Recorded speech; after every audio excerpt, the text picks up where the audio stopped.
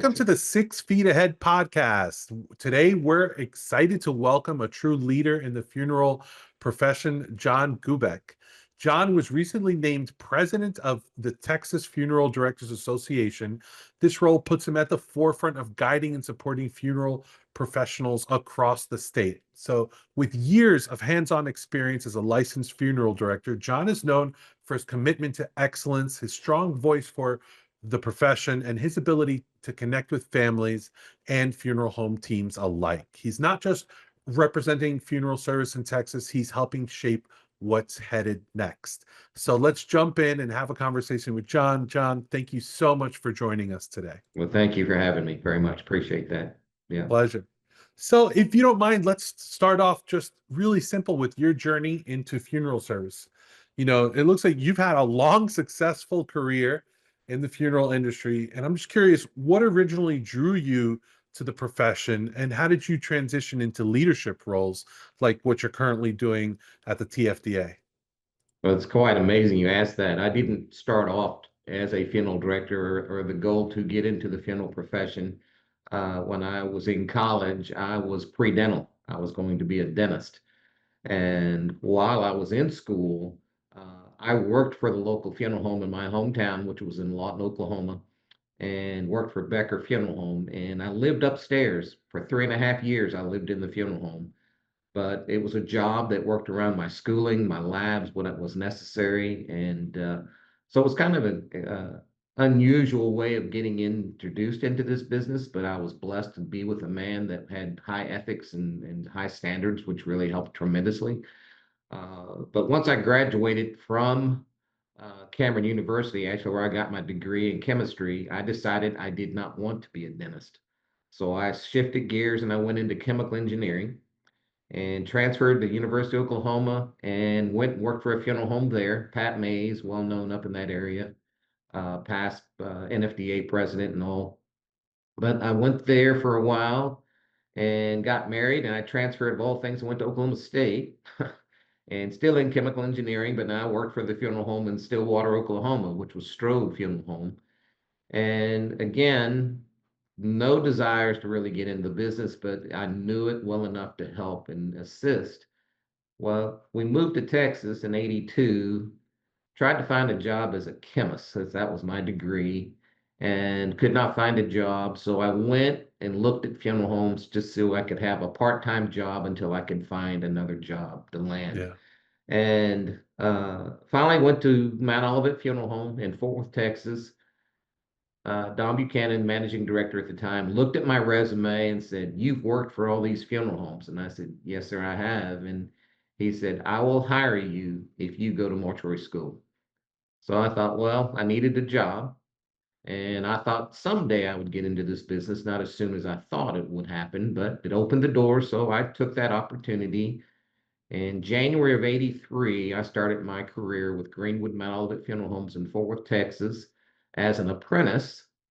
And 38 years later, I retired as vice president of operations and director in charge. So Oh, wow. I was blessed to be with someone that long, but uh, large, independent in the state of Texas, high ethics, high standards, and I was really very grateful to be with him as long as I was. So that's basically in a nutshell how I fell into this business. But I can look back and say, I could have been a dentist, could have been a chemical engineer, but chose this profession, and I'm very happy I did, because looking back, hindsight 2020, I don't think I would have been as happy or have been the longevity in that business as I have this business or this profession. So I think it was a calling. It was innate in me to be caring and helping with families. So again, God led me the right ways and helped me. So I was blessed to land where I am today. But with that being said, I was mentored by a lot of great leaders there. One gentleman in particular, Don Buchanan, was the managing director at the time. I was totally amazed how he knew everybody in the state of Texas. If we had a death in a certain region of the state, he would say, "Well, call this funeral home or call these people and ask for this particular person." And I'm thinking, the magnitude of the size of the state of Texas, how does this man know all of these people? And I said, one day I hope to be as well versed or just as close as he is knowing this many people and being involved with the Texas Funeral Directors Association was key. And that's where I began and really start networking.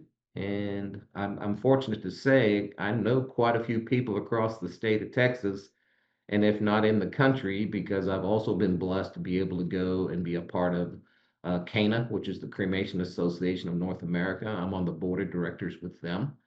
And so I've traveled, all the states and met a lot of great funeral directors throughout. So I I can kind of say to my career after, this time, I feel like I've reached that plateau and still learning and meeting new people. So it's very, very fortunate and blessed to be a part of this. So That's again, wonderful. yeah, it's been great. It's been great. That's great. So let's talk a little bit about the Texas Funeral Directors Association. Now, you know, you're the president, you're at the Mhm. forefront of many initiatives. Can you tell us a little bit more about, any changes or projects that you're spearheading there?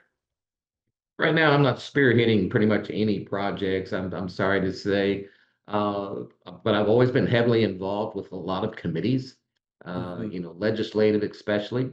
mhm. It's surprising enough, back in 2010, the president back then approached me and he said, "I need someone of all things to chair the PAC golf tournament." And I'm like, "I've never chaired a golf tournament in my life, but I enjoy playing golf." And from 2010 to current date, I have chaired the PAC golf tournament for the Texas Funeral Directors Association.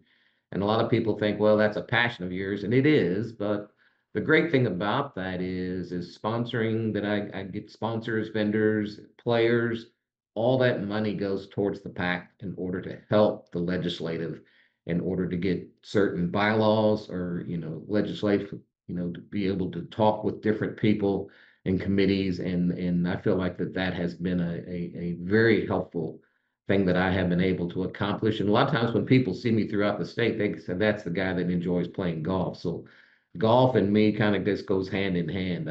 I'm not a great golfer by any means, but I thoroughly enjoy playing. But that is basically what I'm kind of known for, the Texas Funeral Directors Association. I know I'm known more than that, but I'm being very humble on that behalf because I don't try to toot my own horn on anything on that behalf. Very thankful that I've reached this level, but they always talk about changes. What can we do? Mhm. And I'm trying to work with the emerging leaders, the young, the youth, and trying to bring in a new generation for the association. Not so much to try to take out the old hat, bring in the new, but I turned 65 this year, and I know it's time to bring on the young and for us to step aside. And I've always had a very open mind and think always outside the box. So it's not saying I'm trying to change the Texas Funeral Directors Association. I'm just trying to shed a new light on it. And remember the days when we had 1,200 attend a convention, and now we're down to like 200 possibly that may attend the convention. And I know Texas still has, one of the largest conventions in the country, but we've really subsided. So my primary goal is to focus and see how we can bring that back and rekindle the love for people attending the conventions, especially the Texas Funeral Directors Convention. So that's kind of my primary focus. Of course, the bylaws, legislative, all of that comes along with it. But right now, that's my primary goal and focus, to help regenerate the love for the Texas Funeral Directors Association. So that's what I hope to do and be remembered by once I step out. I don't want them to remember me as, oh my God, I'm glad he's gone type mentality, so Yeah. yeah, but no, that's what I kind of hope to do. Spearheaded anything really? Not necessarily. I just kind of just assisted in any way I could and be there as much as I could on anything possible. Uh, just like what's going on down at Kerrville right now. We have our disaster team there, and I feel like I wish to be there. I need to be there, but then I think back to myself, what can I do? They have plenty of help. The state is pretty much controlling that, not the Texas Funeral Directors. They've asked us to be there, and they dictate to us who can and how many people we can bring. Hmm. I know all my funeral directors and all on the committee are very passionate and wanting to be there, and my heart breaks for those families down there. But right now, us just donating and assisting any way like that possible is very, very helpful. So um, those types of things are very important. I was very heavily involved in West when West had that explosion in West, and also Uvalde is another thing that comes to mind that we were very involved in. So I'm proud to say that I'm part of this association because we're there when there's a need, regardless if they're members or not. That doesn't matter to us. We just see the need and they need our help, and we're there to help them. And that's very important to me. So Yeah, yeah. absolutely. Great, great. So let's talk a little bit about the future. Let's talk about, you mentioned a new generation. There's a lot of things that are changing now, Oh yeah. for sure. I mean, we could see that the funeral service profession's evolving. There's new technology, regulations, consumer expectations have certainly shifted.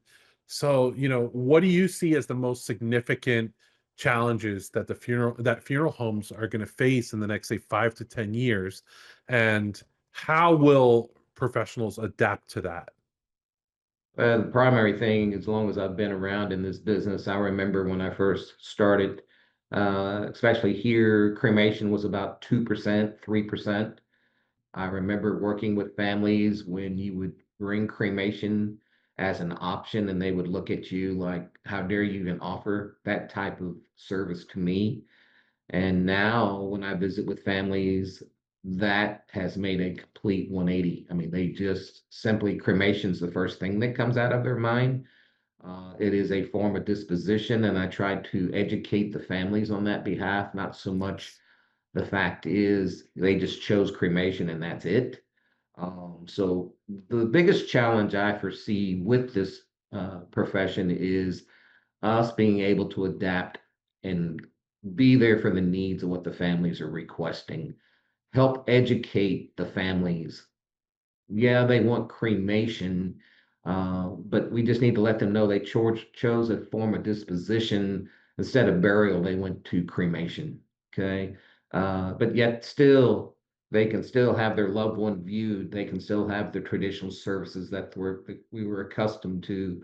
And then instead of going to the cemeteries, they can go to the crematory. So, with us not educating the families prior to the death occurring, it's too late. I think once they're sitting before us, when they're grieving, trying to educate them, then I think they already have their mind set what they're going to do.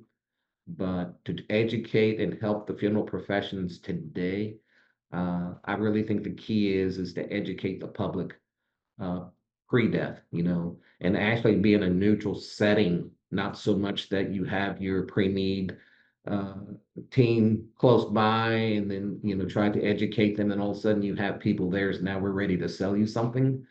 To me, I did some seminars for churches when I was idle for a while, simply just educating them the difference between burial and cremation, which there was really nothing. It was really just a form of disposition. I was neutral. I was a licensed funeral director with history. And I just simply said, go home, digest this, understand it, and then find the funeral home that you're most comforting with. If you don't, still discuss it and discuss it with your families, what your goals are. Surprising how many families walk in, they want cremation, but they really don't know what they're asking for. They just know that they know that term. So, profession today, they need to educate their staff first. They need to educate the public, but they need to know the options. What's out there for these families? What can be done for cremations? Cremation's not as simple as they make it. To me, actually, the time frame involved waiting on a family with cremation takes more time than actually a burial family because I mean, it's like today and 6 months down the road, then they can have the memorial service, whereas a burial, you probably have the burial and everything done within that week and everything has been complete, correct? So it's just so many options that are available. So to me, the biggest hurdle is the cremation. How are we going to work around that? What people are looking for, services to me are different. It doesn't have to be in the funeral home, it can be in different venues. So you should be prepared to like go to a local golf course or a botanical gardens or whatever and say, we have these venues or these options available for you, which would be most, appealing to your family. I don't think people want to come into funeral homes anymore and just sit and have the traditional funerals as what we've done for so many years.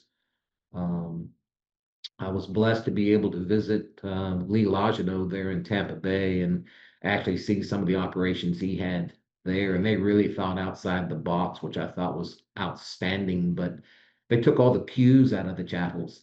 They have round tables where everybody sits 6 to 8 people at a table, and they have environmental projection on the walls, um, and it just had a whole different aura about it, different feeling. But the beauty of everybody sitting around a round table was you're facing each other instead of looking at the back of someone's head, and you can sit and talk and say, hey, how did you know this individual? And you get to learn and understand more about that individual. And I think people get more out of it, of a service that way, instead of what we call funeral directors, the cookie cutters, or I need the King James version of a funeral, which is the song, obituary, prayer, song, message, and prayer, and then we're done. And they're all that way. It's kind of a inside joke, but you can even tell the preacher, I want the King James version. The minister even knows what you're talking about, right? So yeah, that needs to change. It what is available for these families, live streaming's available. They don't have to be here. General homes need to adapt and grow with that, but you just need to educate and let your directors know what's there, but also you need to be permissible to allow them to use those types of items instead of holding them hostage, not allowing them to do anything at all. And then families decide to go elsewhere or decide to do it on their own. So Yeah. I think that's a big issue, a big hurdle that funeral profession itself is having to conquer and trying to get around and try to figure out. So Yeah. Yeah, absolutely. yeah. Yeah, very interesting things that you mentioned. I mean, a lot of this resonates with me as someone who's coming from outside of the death care world into the death care world and learning about this. And mind you, I'm in my late 40s and I didn't understand. I was the typical person who said, okay, cremation was automatically direct cremation and that was it. Like I didn't know that there were other options. So I definitely Mhm. think that just the profession as a whole has a large job to do, a big task of educating the public, right? And that's kind of what has to happen. I think that's primary. It's called education and prepare your families. They don't know what they really want. They think they do, and what's dangerous, and not really dangerous, but your consumer is more educated prior to Mhm. coming into sitting into your funeral home because of the internet. They can Google questions and options, and then they come in and question you, but then they want to see, can you meet my expectations from what I saw online? And if you cannot, uh, loyalty or the brand of loyalties of funeral homes you've used for many years, that's kind of gone out the window. Because families today is, yeah, we've used you for 20, 30 years, but today, if you can't serve me for what we're asking, we're going to go ahead and just go to XYZ funeral home and see if they will do that for us. And if that funeral home all of a sudden starts thinking outside the box and offers all these different types of amenities, that's where they're going to go. No disrespect to that other funeral home. It's just that you're not meeting our needs. So it is scary. And the fact is, what your consumer already knows or feels like they know prior to walking through the door. Um, Very, very interesting story that was told to me one time. A good friend of mine went with another director to a Rotary meeting, and asked him to speak, kind of just sight unseen that he wasn't prepared. So his first subject was, how many of y'all in this room are going to have cremation for your services? He said about 75% of the room rose their hands. And he asked them, how many of y'all are going to wish to have a direct cremation? He said, still the 75% rose their hand. He had the director come up and explain what is the definition of direct cremation. When he explained that to them, very simple, very basic, no service involved. We get all the paperwork, then we take your loved one to the crematory and return them to you. No service. Then he asked the question, now, how many of y'all still want direct cremation? He said, only about 2% in the room rose their hand. By explaining to them what that meant, they then were educated. They understood. They didn't want direct cremation. They just wanted cremation. But with that word direct was designed or given or developed by funeral directors. It wasn't developed by the public. And so that's a term they've heard. So that's what they say, but they don't understand the definition of it. So again, when a family sits before us, and if we don't ask them point blank what they're wanting and try to dig deep into it. And they said, well, we're just wanting a cremation, and you give them the direct cremation price, they walk out the door. You just shot yourself in the foot because A, you didn't serve the family. B, you didn't help your end because without the way the funeral business has worked for many years, our profit margin basically came from casket sales and things like this, not so much the service end. And when not selling caskets, and imagine how many urns you need to sell to help recuperate the price of one casket. That's quite a few urns, but you have to educate the people the importance, service, and all of that. So uh, we are our worst enemy. Uh, as funeral directors, cremation was always the bottom, lowest level of service we offered. When all of a sudden it became this change, it was hard to reprogram our minds and saying, now we need to figure out it's no longer the bottom rung of the ladder. Now we need to develop it. Now there's value in it. And we're trying to reprogram a lot of these directors. How do you now create value? They don't know how.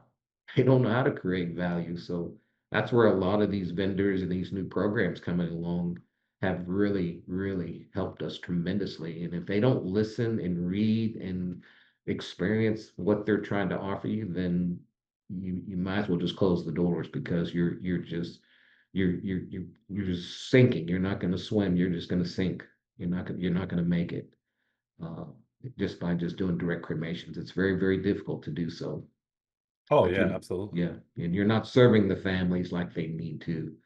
Um, and I feel that with that, they're not grieving appropriately.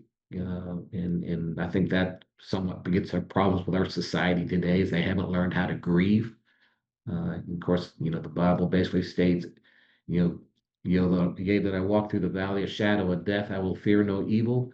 The main thing is that they walk through it. They don't walk around it, they walk through it. And they're trying to go get around it and shortcut it. And that's where I think a lot of issues of not grieving and going through the grief process, it has created a lot of problems with internally with families. So and society itself.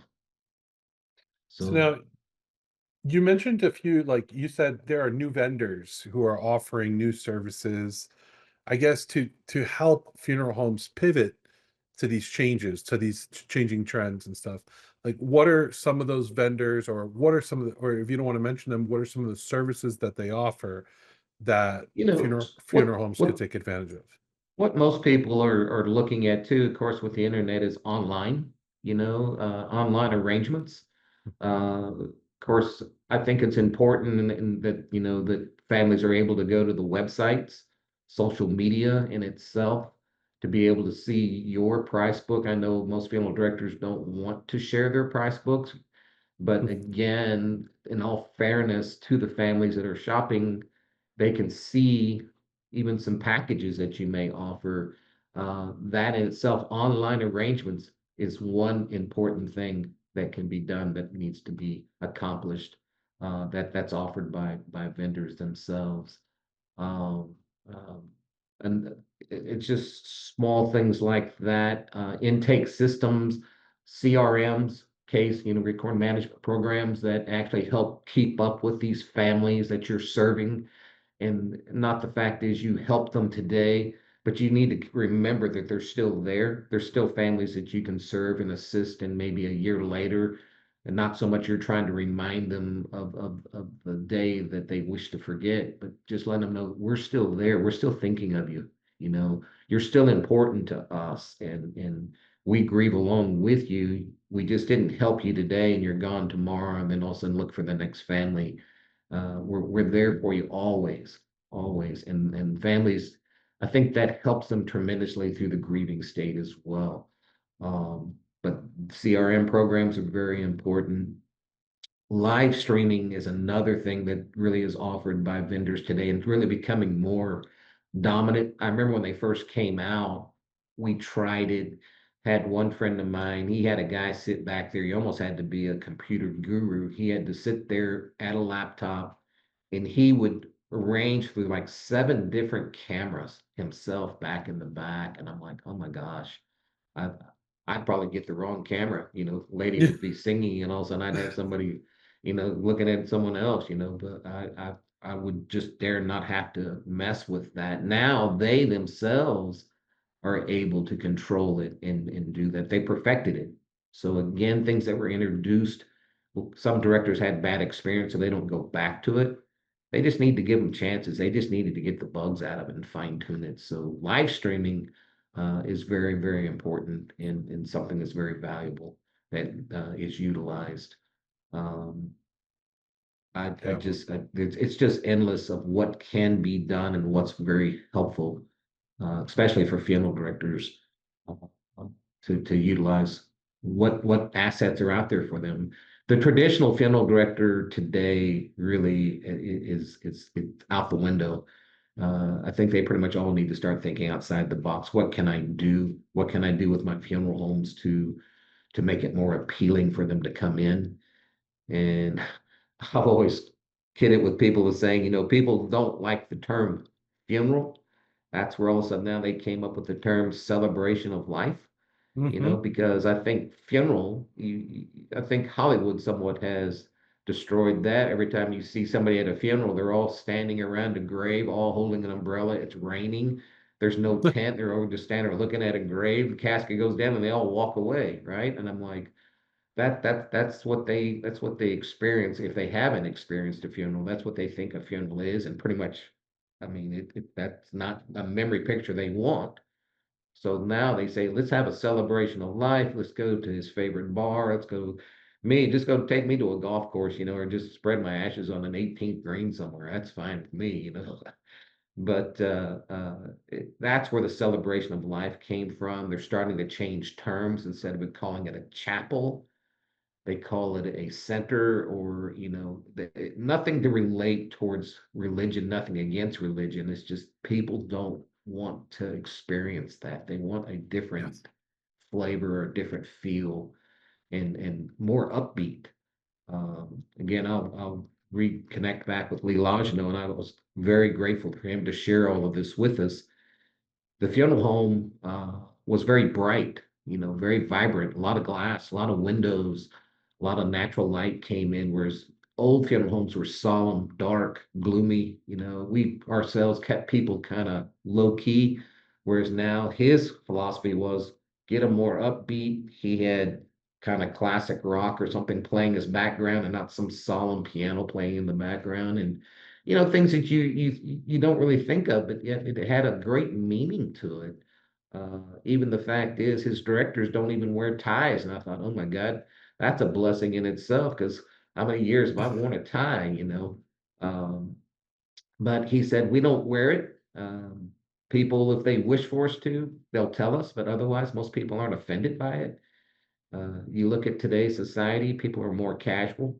sports, coats, slacks, no tie. And I just think everything's shifting, but for some reason, the funeral world is always slow in change. I don't know why that is, but it's been that way since I've been involved in it.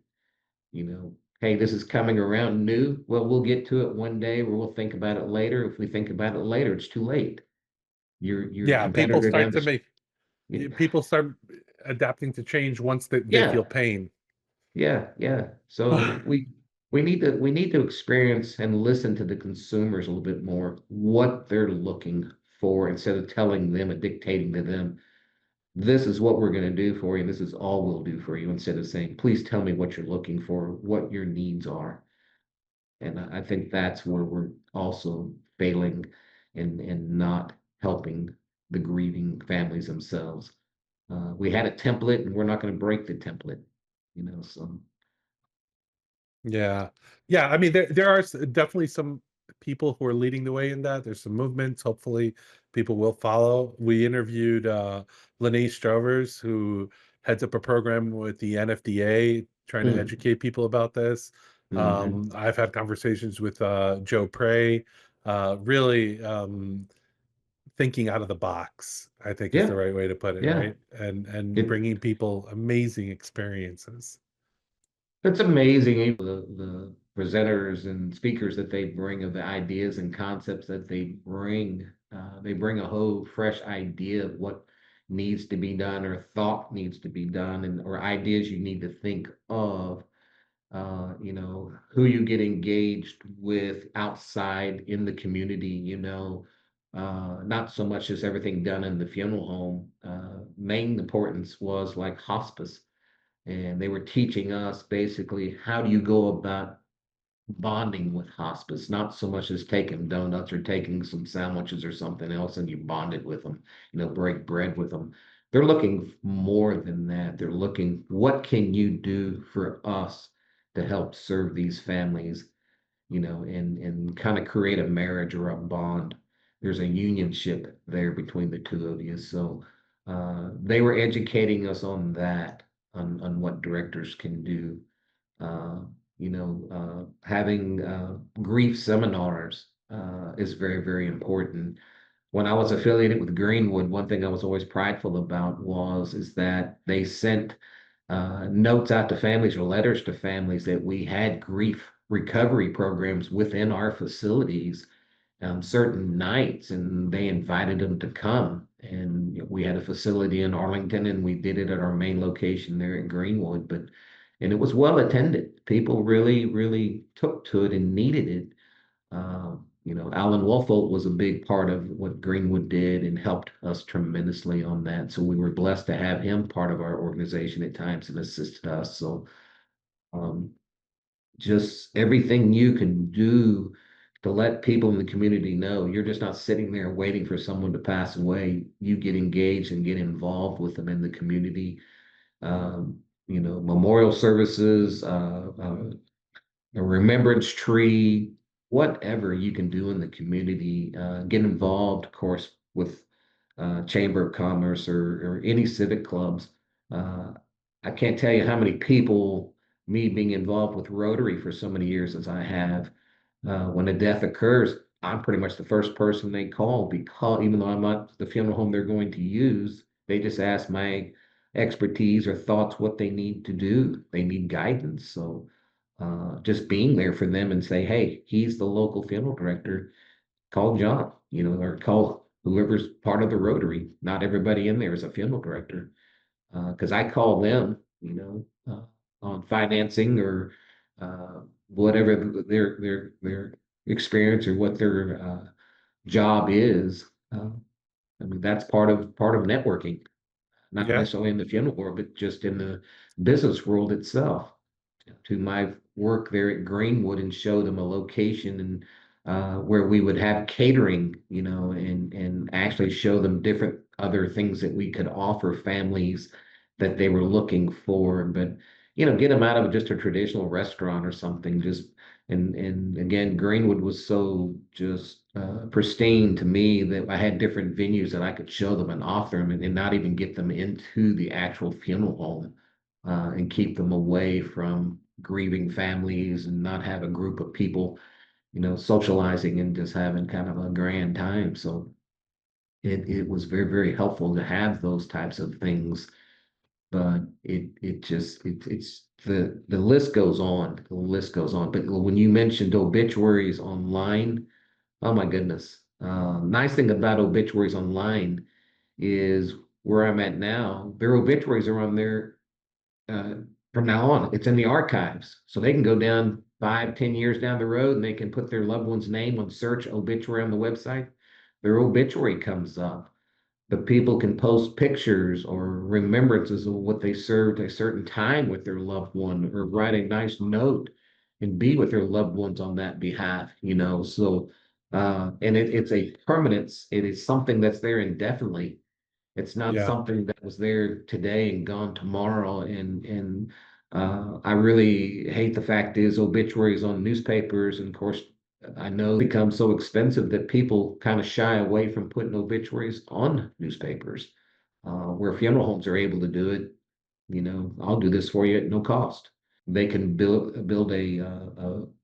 like Tukias, and again, I'm using someone that I've worked with many, many years, but videos that you can put on there for them, or they families can build their own, and we yeah, can provide that on there. So it's a nice remembrance of their loved one in just one site, just one fraction of what you can do for them.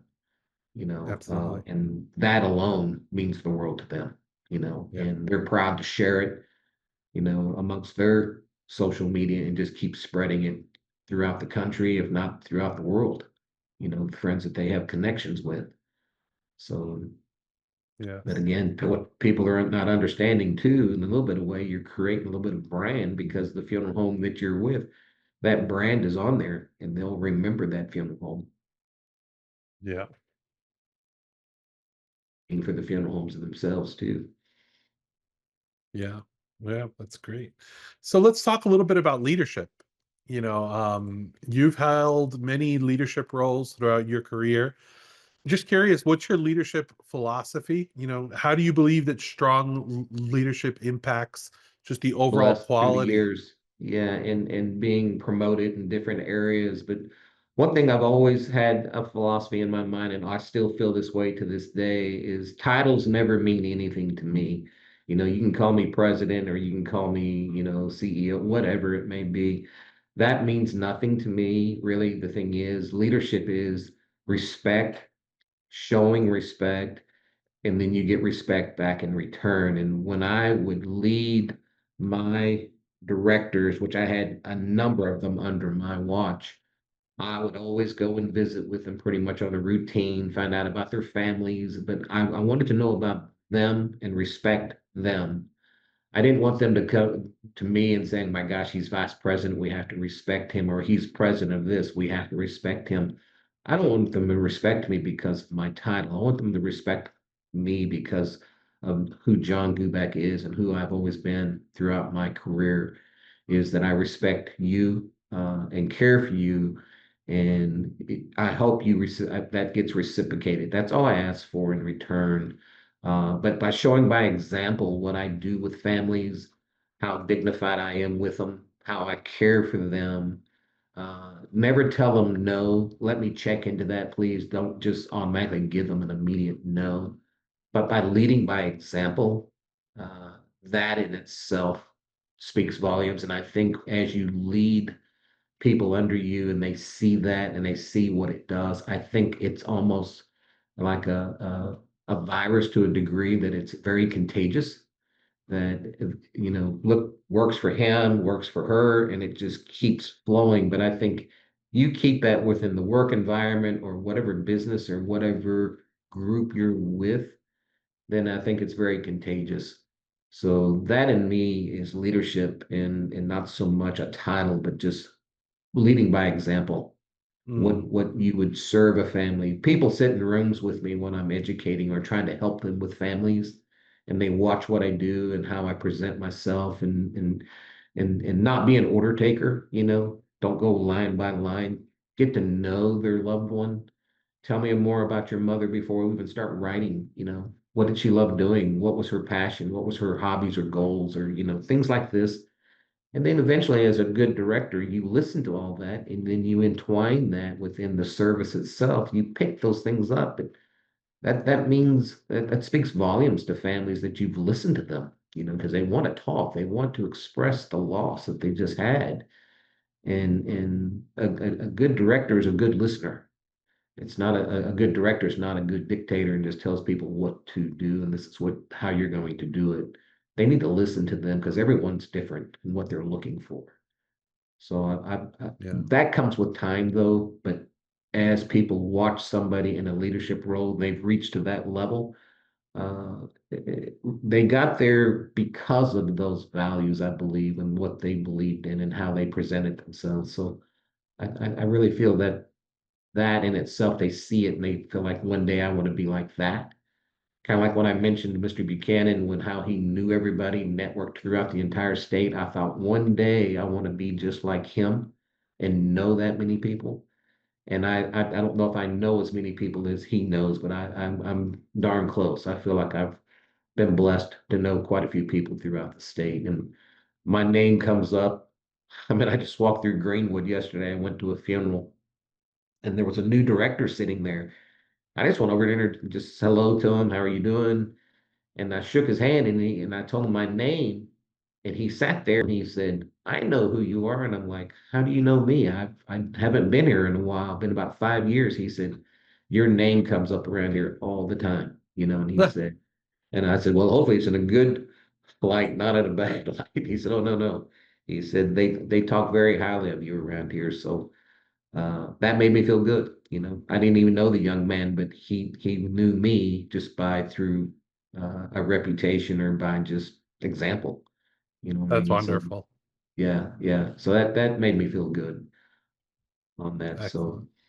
yeah, That's great. So, um, this is great. I want to thank you for your time. I mean, everything that sure. you shared here was amazing. I think, we've pretty much covered where we believe the funeral industry or profession is headed. Is there anything you'd like to add to that? One thing people always ask about this. One thing I was thinking in my mind is about AI. Is AI good for the funeral business, right? AI is valuable as you allow it to be. Okay. What I have found AI has been very valuable is in helping you write a nice obituary. Okay. It Mhm. helps clean up your language a little bit, your wording. You wanted to say a certain thing, but AI says, well, that's great, but all of a sudden maybe try this or do this. And you read it's like, yeah, that's what I meant. Yeah, So AI is a very, very powerful tool that can be utilized throughout the funeral profession itself. So that is something new that's really come on and it's coming on strong. But it is a valuable tool within the funeral business. And we in time will learn how to utilize it better. And eventually, some of these vendors that will come along will show us, hey, this is what AI can do for you. Because yeah, they look at different viewpoints that we aren't actually looking at the angles. So, uh, I lean very heavily on so many vendors that I've been served through so many years. They've been so valuable to me, great assets. So, uh, yeah, yeah. So that's one thing I look upon is AI as something new that we're going to be ventured with. Cremation's here to stay. Okay. People think, oh, it's a fad. It's going to be here. It's going to be gone. It's not going anywhere. mhm. Where it came from, I never understood what was the catalyst where all of a sudden people decided that, you know what, I'm not going to bury anymore. I'm going to cremate.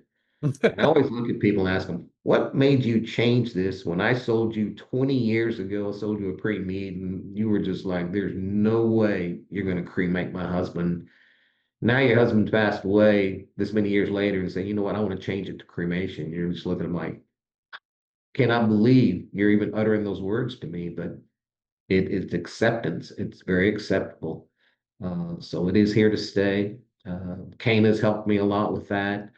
Um, one other thing I always bring up about too is different options that families have. Green burials are coming on strong. Um, NOR, Yes. natural organic reduction, alkaline hydrolysis. Those certain things aren't allowed yet in the state of Texas. but in due time, it will be because I think the consumer will push for it to be. Families here in Texas now that want natural, organic reduction, we have to send their loved one like to Colorado or to like Washington State or something like that to have it done. We can't do it here, but it can be done. Mm, And people think, well, it's for economic reasons. And what's surprising enough, it's not an economic reason. It's just what they feel and strongly believe. Because when they quoted me what it was going to cost from Colorado to have their loved one, the natural organic reduction, it was expensive. It was not cheap by any means. So, uh, uh, and I'm not saying that that's another avenue to look at. It's just cost anymore is not the factor. It's just what the consumer wants. So those are new things that are coming on too, that eventually the funeral industry will be confronted with more so today, more so than we are today. But it's coming. It's really coming. oh, yeah, So absolutely. I agree 100%. Awesome. So, John, I really enjoyed this.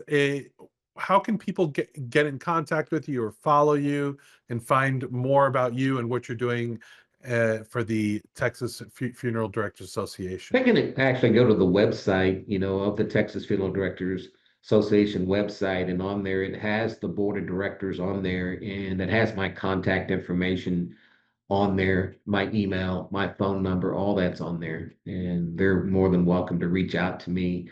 And if I don't recognize the number, I always just let a voicemail come through. It's not like I automatically answer it because, with all the junk mail that comes through or junk calls we get, but leave me a message and definitely will call you back. Yeah, that's not a problem. Yeah. That's So, great. yeah. Thank you so much. I Oscar, appreciate I you. appreciate the opportunity, man. I really do. Thank you so Not a much for the problem. opportunity.